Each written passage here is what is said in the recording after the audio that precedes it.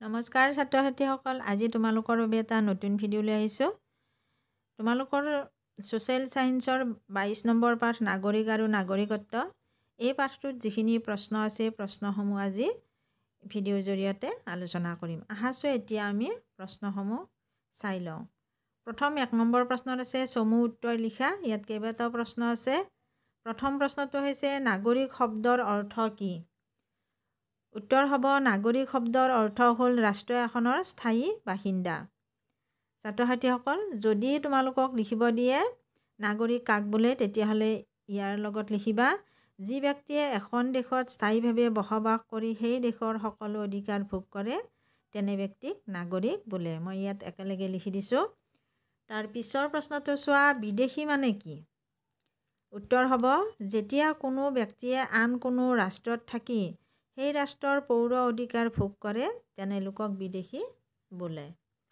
Next প্ৰশ্ন চোৱা, নাগৰিকে দেশৰ কি কি অধিকাৰ ভোগ কৰিব পাৰে? উত্তৰ হ'ব নাগৰিকে দেশৰ ৰাজনৈতিক অধিকাৰ আৰু পৌৰ অধিকাৰ ভোগ কৰিব পাৰে। নেক্সট প্ৰশ্ন চোৱা, কোন চনত ছিকিম ভাৰতৰ লগত চামিল হয়? উত্তৰ হ'ব 1975 চনত ছিকিম ভাৰতৰ লগত চামিল হয়। নেক্সট প্ৰশ্ন 2 নম্বৰত আছে উত্তৰ লিখা। প্ৰথমটো আছে এজন বিদেশীয়ে ভাৰতৰ নাগৰিকত্ব কেনেদৰে লাভ কৰিব পাৰে? ছাত্ৰ ছাত্ৰীসকল, ইয়াত কেইবাটাও কাৰণ আছে, মই কিন্তু এটা কাৰণহে লিখি দিছোঁ। 1 নম্বৰ থাকিলে এটা কাৰণ লিখিলে হ'ব। এজন বিদেশীয়ে ভাৰতৰ নাগৰিকত্ব দেশীয়কৰণ পদ্ধতিৰে লাভ কৰিব পাৰে, এইটো লিখিলে হৈ যাব।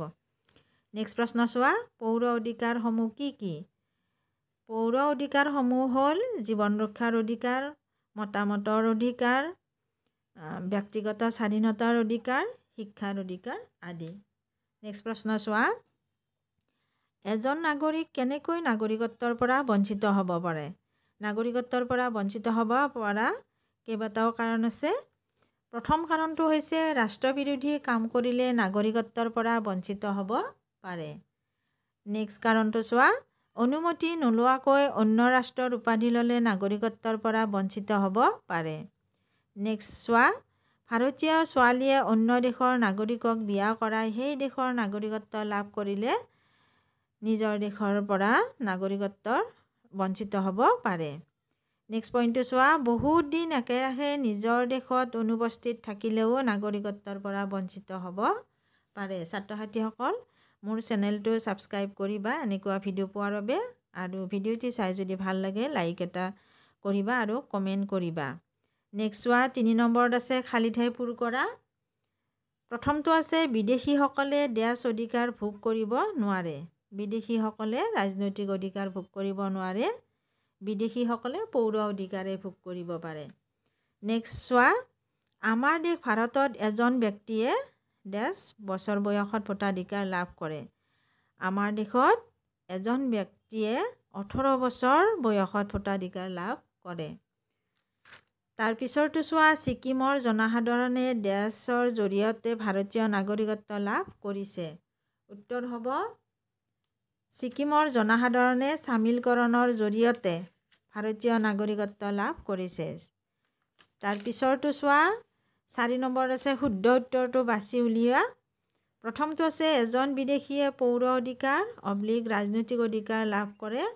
ইয়াত হ'ব এজন বিদেশীয়ে পৌৰ অধিকাৰ লাভ কৰে। তাৰপিছতো চোৱা, এজন নাগৰিকে দেশৰ হকে কাম কৰিলে, ৰাষ্ট্ৰবিৰোধী কাম কৰিলে নাগৰিকত্ব বিলোপ হ'ব পাৰে। উত্তৰ হ'ব এজন নাগৰিকে ৰাষ্ট্ৰবিৰোধী কাম কৰিলে নাগৰিকত্ব বিলোপ হ'ব পাৰে। এনেকৈ লিখি দিবা। তাৰপিছতো চোৱা, দেশৰ নাগৰিকে নিজৰ দেশৰ প্ৰতি আনুগত্য প্ৰকাশ নকৰে, আনুগত্য প্ৰকাশ কৰে। ইয়াত হ'ব দেশৰ নাগৰিকে নিজৰ দেশৰ প্ৰতি আনুগত্য প্ৰকাশ কৰে। তাৰপিছতো চোৱা, কোনো এজন ব্যক্তি নিজৰ দেশৰ পৰা অন্য দেশলৈ গুচি গ'লে তেওঁক তাত নাগৰিক বোলা হয়, বিদেশী বোলা হয়। কি বোলা হয়? কোনো এজন ব্যক্তি নিজৰ দেশৰ পৰা অন্য দেশলৈ গুচি গ'লে তেওঁক তাত বিদেশী বোলা হয়। ছাত্ৰ ছাত্ৰীসকল, আজিৰ ভিডিঅ'টি ইমানে। ধন্যবাদ।